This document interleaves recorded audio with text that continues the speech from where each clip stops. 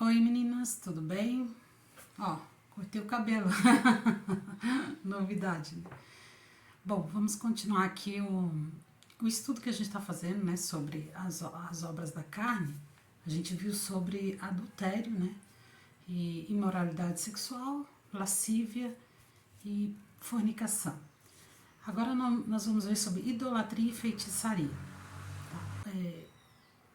Quer dizer, idolatria implica no culto, adoração ou honra a algo ou alguém, tanto material como imaterial, real ou imaginário, que caracteriza a atribuição de honra a falsos deuses, sobretudo pela materialização de tais objetos de adoração em produtos fabricados pelo homem. Apesar da imagem de escultura ser a principal representação das práticas idólatras, a idolatria vai muito além do que simplesmente adorar imagens. Então, tudo aquilo que é adorado, é honrado, é prestado culto, né? Isso pode ser uma imagem, pode ser alguém, pode ser uma coisa, né? Isso pode representar uma idolatria, né? E a pior idolatria é aquela que está no coração da gente, né? Tem gente que vai lá vamos supor, crianças, né? Vai com os pais e se dobra diante de uma imagem, mas nem sabe o que está fazendo aquilo porque alguém mandou. Agora, pior é aqueles que acreditam que aquilo ali está fazendo alguma coisa para eles, né? Que aquilo ali tem poder de fazer algo para eles, ou coloca a sua esperança, coloca o seu amor, coloca o seu coração naquilo ali, né? Isso é uma idolatria de coração, né? E a gente vê muito nas questões de imagens, né? Pessoas que têm em casa ainda imagens de vamos supor, existe as do catolicismo, né, que são Aparecida, Perpétua Paula, sei lá, um monte de imagens aí. Mas tem pessoas que têm imagens de outras coisas que também são idolatria, tipo imagem do Buda para ganhar dinheiro, aí bota lá uma coisinha embaixo, né, dinheiro embaixo. Imagem às vezes de gnomos, né? Quando eu era solteira, a gente tinha, onde eu trabalhava, a gente tinha gnomos, que a gente botava gnomos da sorte, né? Aí um era para prosperidade, outro era para saúde, outro era pra... um monte de bonequinhos, assim. Então, assim, a gente tem que cuidar com esse tipo de imagens, porque existem coisas que são consagradas para aquilo. Tipo, gnomo. Ele é consagrado para aquilo. Não é uma bonequinha, uma coisa inocente que não tem um fundo de querer algo em cima daquilo. Não, ele foi feito para aquele fim. Então ele é uma imagem para ser idolatrado, para ser adorado, para as pessoas ficarem pedindo coisa para eles, né? Esse tipo de coisa. Cuidar muito com esse tipo de coisas que a gente coloca em casa, né? Com esses fins, né? Porque é perigoso. Eu acho até perigoso essas coisas, até tipo assim, ó. Até que tem um conceito meio evangélico, né? Mas é perigoso, depende do que você. Você coloca seu coração em cima disso, vamos supor, foi lá num culto e o pastor ungiu um lencinho e disse que toda vez que tu tiver doente, pega aquele lencinho e põe no seu ferimento, né? Você tá botando sua esperança no quê? No lencinho? Então você não tá confiando no Deus que fez todas as coisas, está confiando no lencinho, né? Então isso é uma idolatria, a gente pode chamar até ídolos do lar, né? Que às vezes a gente tem dentro de casa coisas que a gente quer ver, ó. Tinha uma prática que era muito antiga e o pessoal tinha muito de ir nas missas e eles diziam que iam abençoar aquelas ramos, né? Na missa de ramos, abençoava os ramos, trazia os ramos para casa e deixava ali, em dia de tempestade ou de alguma coisa ruim, ia lá e queimava um pouco daquele ramo lá para afastar os maus. Então, isso é uma idolatria, é você colocar o seu coração, a sua esperança numa coisa material, numa coisa que não é Deus, né? Tudo que não é Deus. Então, Qualquer coisa pode se tornar um ídolo para o homem caído no pecado. Pode ser um estilo de vida, um emprego, um carro, uma marca comercial, o dinheiro, filosofias humanas, como naturalismo, humanismo, racionalismo, práticas ocultas e espiritualistas. Então, qualquer coisa, a gente tem que tomar muito cuidado com essa questão da idolatria, porque, assim, ela é muito sutil, né? E principalmente entre os cristãos, né? Porque a gente já tem uns parâmetros, uns filtros para com imagens, para algumas coisas berrantes. Mas às vezes essas pequenas coisas do dia a dia a gente não se apercebe. Vamos supor, um estilo de vida. Tem gente que se não estiver naquele patamar, daquela forma, pronto. Ele não sabe, ele perde o chão, às vezes quer se matar, às vezes, né, porque perdeu dinheiro, porque perdeu aquele estilo, porque não sabe, né, se adaptar a uma nova realidade que está vivendo, né. Ou emprego, tem aquele emprego como se fosse assim, tipo assim, não posso perder esse emprego, meu Deus do céu, porque esse emprego, ama aquele emprego de todo o coração, faz de tudo por aquilo. A gente tem sim um nível de cuidar, de amar, de zelar, né, de fazer o melhor para Deus. Agora, que eu não vou poder viver sem aquele emprego, aí eu estou colocando idolatria nisso, né? Porque o Senhor vai nos sustentar de que forma a gente estiver, aonde a gente estiver trabalhando, que o Senhor vai abençoar a nossa mão. Um carro, dinheiro, né? Tem gente que idolatra dinheiro, tem gente que filosofias humanas, esse aqui é muito sutil. Naturalismo, né? Humanismo, racionalismo, tipo assim, né? Esse negócio agora também que eles chamam de, como é que é? Vegetariano, né? Não come carne. Tem pessoas que não comem carne porque não podem comer carne, ou porque também não tem muito, não sente muito prazer na carne, né? Só prefere mais os vegetais, mas não porque, não, coitadinha da vaca, eu não vou comer de nenhum animal, porque senão, né, eu vou estar pecando contra a natureza se eu fizer isso, fizer aquilo. Não, gente, Deus criou todas as coisas para servir o homem, para serem consumidas pelo homem, né? Claro que com cuidado, com zelo, não nada de glutonaria, de desperdício, mas tá aí, né? Não dá para você entrar nessas filosofias humanas, nesse humanismo tipo, não pode isso, não pode aquilo, não pode aquilo outro. A Bíblia fala que nos últimos tempos os homens proibiriam alimentos. E a gente vê hoje, né?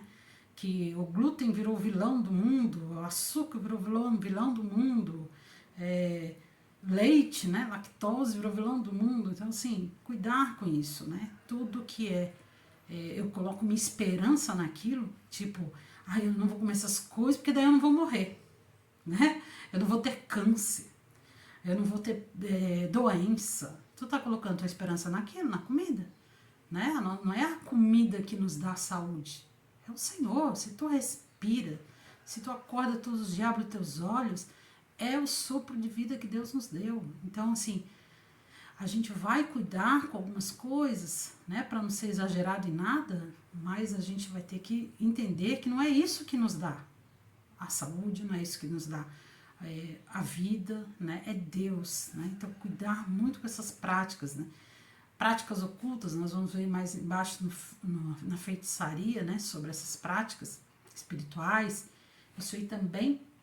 Por que a idolatria está junto com feitiçaria? Porque elas são muito, muito interligadas, né? Aí você começa com essas coisinhas na tua vida, daqui a pouco se torna um ídolo, né? Então, você começa com uma coisinha, daqui a pouco aquilo ali virou um ídolo e tu não sai mais daquilo. E é só aquilo, e essa pessoa só fala disso, e o segredo da vida dela é aquela situação, né? Então, cuidar muito com essas coisas que o mundo tem apresentado aí como soluções, né? Assim, devemos entender que um ídolo é tudo aquilo que obtém a lealdade e a honra que pertence exclusivamente a Deus. Então, o Senhor quer ser adorado, ser amado em primeiro lugar. Isso em primeiro lugar de tudo, até em primeiro lugar com relação a nós, né? Quando o Senhor diz assim, aquele que não abandonar pai, mãe, filho, filha, por amor de mim, ou a si mesmo, né? Por amor de mim não é digno de ser meu discípulo. Então, é colocar todas essas coisas em segundo lugar e colocar Jesus em primeiro lugar na nossa vida. Quando a gente aceitou o Senhor, a gente aceitou como Senhor, como aquele que manda, como aquele que reina, como aquele que está no governo, no controle. Então, não dá para colocar duas pessoas no controle, né? Eu e Deus, né? Eu tenho que deixar Deus governar a minha vida, porque senão eu vou atrapalhar Ele, né? Falando essencialmente sobre imagem de escultura, a Bíblia ensina que qualquer imagem é uma simples obra humana, uma mera imitação formada a partir de matéria sem vida, que não pode ouvir, falar, enxergar ou se mover. Está em Salmo 115, Amós 5,26, Oséias 13,2, Isaías 2,8. E, portanto, sua adoração é uma loucura perante Deus. Existem várias exortações para os cristãos não se associarem com as práticas idólatras e fujam terminantemente da idolatria. 1 Coríntios 10, 7, 14, 1 João 5, 21. O Senhor Jesus alertou também que o perigo da adoração às riquezas, que personifica o dinheiro como um senhor, que é Mamon, e torna o homem infiel. Jesus foi claro ao dizer que não se pode servir a Deus e às riquezas. E o mesmo também foi ensinado pelo apóstolo Paulo, que colocou a avareza e a idolatria em conexão. Avareza e idolatria junto, né? Então, mostra que o amor ao dinheiro, a busca incessante em ter cada vez mais, né? Uma coisa assim, fora do limite do controle, onde a pessoa já começa a colocar Deus em segundo plano. Primeiro tem que vir isso, né? Depois, né? Ou também assim, não, é com o meu braço forte que eu sustento a minha casa ou a minha vida. Aí eu já estou idolatrando o dinheiro, idolatrando o meu poder, né? E isso é um perigo, né? É um perigo porque todas as idolatrias que foram constatadas na Bíblia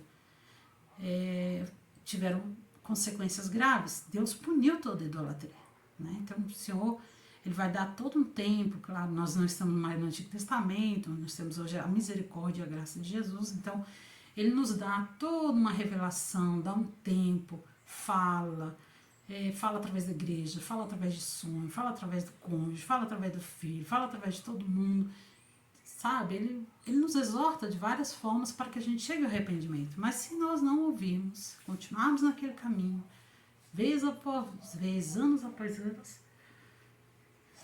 nós vamos chegar uma hora que vamos colher as consequências dessas decisões, né? A idolatria é apontada por Paulo como sendo uma obra da carne, associada também a outras concupiscências, cobiças e práticas malignas, como a bruxaria e a imoralidade sexual de todo tipo. Então, a gente, estudando agora essas obras da carne, a gente pode pensar, poxa, mas idolatria, feitiçaria, isso eu não pratico, né? Mas às vezes a gente pode estar praticando e nem estar se atentando que está praticando isso, né? Que está tendo isso na nossa vida, né? E isso é associado a todas essas outras coisas, né? Bruxaria, essas coisas a mais, né? Com isso aprendemos que muitas vezes se opor a denunciar a idolatria pode nos custar uma fornalha, uma cova de leões ou um período de isolamento. Mas o mais importante é sempre poder viver a verdade presente nas palavras do salmista. Eu te louvarei de todo o meu coração, na presença dos deuses, a ti cantarei louvores. Então, assim, a gente sabe que às vezes que alguns irmãos no Antigo Testamento se posicionavam diante de pessoas que queriam que elas idolatrassem algo, elas acabavam sendo punidas, tentando ser punidas, né? Muitas vezes Deus livrava elas dessas punições, como Medraque, Abednego lá, né? Daniel também foi para a cova dos leões. Tudo isso foi porque eles não quiseram adorar aquele Deus, né? Muitas pessoas morreram na época de Hitler porque também não faziam Hi Hitler, né? Hitler seja louvado, né? Não, louvado é Jesus. Muitas pessoas estão morrendo na China, nesses países comunistas, onde eles têm que também fazer essas saudações como se o rei fosse o Senhor, né? E nós não, nós temos o Senhor Jesus como nosso rei. Não é Bolsonaro, não é Lula, não é ninguém, é Jesus o nosso Senhor, né? Então é dele que a gente confia, é nele que a gente confia, né? Por isso que nós o louvaremos sempre, né? 1 João 5,21 diz que, filhinhos, guardai-vos dos ídolos. Algumas consequências dos ídolos do lar são a ira de Deus, sofrimento e a morte, que é a consequência do pecado. Em muitas famílias, as pessoas trocam o cuidado com os filhos por prazeres e vaidades, fazendo dessas coisas seus ídolos, e por isso perdem os filhos, deixando de educá-los no caminho do Senhor. Não permita que o sofrimento e o pecado entre em sua casa, retire os ídolos do seu lar. Existem idolatrias, como a gente falou anteriormente, que às vezes, vamos supor, seja para conquistar coisas. Não, eu preciso ter uma casa, eu preciso ter uma casa de não sei quantos andares, eu preciso ter um carro zero, eu preciso ter isso, eu preciso ter aquilo. E aí saem os dois para trabalhar que nem uns condenados, deixa os filhos na mão de outros, né? E aí, quando vão ver, já perderam os filhos, né? Não tiveram tempo para colocar, ensiná-lo, para estar com eles, para amá-los, para inserir a palavra de Deus na vida deles, para discipliná-los, corrigi-los do caminho errado, né? Então, o que aconteceu? Muitos pais se perguntam às vezes, mas por que eu perdi meus filhos, né? Muitas vezes porque existia alguma idolatria lá atrás, né? Isso não quer dizer só o trabalho, tá? Pode ser até o ministério, né? Muitos pais perdem os filhos para o ministério. Por quê? Começa a se envolver com vidas e correr atrás de gente, correr atrás de fazer isso, achando que está servindo Deus, fazendo todas essas coisas. E aí, quando vai ver, dentro de casa, já perderam os filhos, né? E aí você vai perguntar para os filhos, não, meus pais viviam para a obra, viviam para a igreja, às vezes eles têm até raiva da igreja, porque se sentem trocados, né? Sentem que o afeto que eles deviam ter tido foi dado para outros, né? Então, tem que ter uma sabedoria muito grande para servir ao Senhor, para nada na nossa vida ser idolatria, porque elas vão ter consequências, né? Qualquer coisa que tome o lugar de Deus em nossos corações é uma idolatria. Devemos constantemente nos perguntar quais são as coisas ou pessoas que dão mais valor do que a Deus. De vez em quando a gente tem que estar fazendo essa reflexão, essa autoavaliação, né? Senhor, tem alguma coisa na minha vida que é uma idolatria? Há um tempo atrás eu passei por uma grande turbulência na minha vida, e uma das coisas que eu identifiquei durante essa turbulência é que eu tinha idolatrias. Eu idolatrava algo que Deus tinha me dado, que era a família, né? Então, assim, eu não sabia o quanto aquilo estava arraizado dentro do meu coração como uma idolatria, né? Eu tinha construído um castelinho que a minha família ia ser assim, que tá os parâmetros, e algo que Deus me deu, que era benção, né, e tudo, mas só que Deus teve que quebrar esse castelinho de algumas formas para que eu pudesse confiar só nele, o meu amor fosse só dele, que a minha alegria fosse ele, porque às vezes a gente coloca alegria nos filhos, a gente coloca alegria no marido, a gente coloca as nossas esperanças nessas coisas, nas pessoas, nas coisas, né? E por mais que sejam reais, né, que Deus nos deu, mas cuidar, porque a gente o coração é muito enganoso. A palavra diz que é desesperadamente enganoso. Quem o conhecerá? Às vezes a gente acha que, né, que está fazendo para Deus e às vezes está fazendo por si mesmo, está fazendo por seus próprios amores, prazeres, né? Então, muito cuidado com isso. A gente está se questionando de vez em quando, né? E quando a gente se questionar, levar essas descobertas a Deus em oração, pedindo para ajudar a remover isto como ídolo e colocá-lo no lugar dele e dar todo o lugar principal no meu coração ao Senhor. Então, como é que a gente vai ser? Eu identifiquei nessa oração, eu identifiquei algumas coisas que eu posso estar idolatrando, né, que estão ocupando um lugar assim muito forte, mais do que Deus na minha vida. O que eu faço? Vou diante do Senhor em oração, coloco aquilo, peço ao Senhor graça. Não vou pedir para Deus tirar coisas da minha vida. Tira isso. Não precisa tirar. Eu só preciso colocar no lugar certo. Colocar Deus em primeiro lugar. E aquelas coisas em segundo lugar, né? Porque senão eu vou... vamos supor, um filho pode ser uma coisa que está... Um marido, né? Eu amo tanto aquele marido que Deus o livre, que não posso perder aquele marido e tal, e tal. Eu posso estar idolatrando isso? E aí se eu pedir para Deus remover, aí Deus vai tirar o marido? Não é isso. Deus vai tirar ele do lugar central. Você vai colocar Deus nesse lugar central, né? E o marido em segundo lugar, né? No lugar dele, né? Como marido, ou filho, ou qualquer outra coisa, né? Tá, então deu para entender, né? Esse contexto de idolatria, né? Que é grande, é perigoso, é um pecado que Deus abomina, idolatria, é como se fosse uma traição para com ele, né? Então temos que estar constantemente cuidando disso, e a gente acha que só porque não está mais adorando imagens, a gente não está mais idolatrando. A gente pode estar idolatrando, sim. A gente pode idolatrar até a nossa felicidade, né? Tem pessoas que dizem assim, não, o que importa é eu ser feliz, que Deus não quer que ninguém viva triste, né? Eu já posso estar idolatrando a minha felicidade em prol de obedecer a palavra de Deus. Porque se Deus está me dizendo algo, o mandamento de Deus é algo que possa me parecer triste, e eu estou dizendo que o que importa é eu ser feliz, eu vou parar de obedecer a Deus e vou começar a obedecer a minha felicidade. A gente tem que cuidar muito com essa questão de idolatria, né? Vamos entrar na feitiçaria. Feitiçaria, segundo a Bíblia, refere-se a práticas ocultas, consulta aos mortos, magia, adivinhação, rituais espirituais, misticismo, superstições, simpatias, tarôs, jogos de cartas, signos, horóscopos, coisas energizadas, coisas consagradas que induzem a crer que trará cura, prosperidades. Nossa, existe uma infinidade de coisas que o mundo está cada vez mais criando coisas para que a gente comece a fazer esse tipo de coisa. Yoga, né? Yoga é uma coisa que fica ali meditando. Aí você tem que ficar naquela posição, né? Que muitas vezes eles dizem que não, mas ela tem uma conotação de Buda ali, que tem que ser assim, sabe? Então, daqui a pouco, quando você vê, você está entrando nessas coisas. É aqueles incensos, né?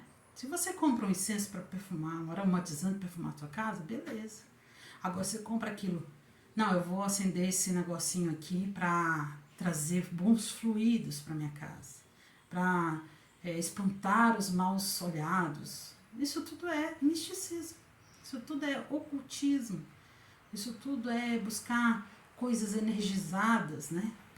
Por quê? Porque você está acreditando que aquilo ali é que vai te fazer o bem. Aquilo ali é uma feitiçaria, né? Você está fazendo um feitiço para conseguir alguma coisa. Então, cuidar com isso, né? Coisas que trará cura, prosperidade, né? Ah, tem um negocinho de um óleozinho que eu vou... O óleozinho da prosperidade. Eu vou passar ele no corpo que ele vai trazer prosperidade. Gente, vou passar ele que ele vai trazer cura, né?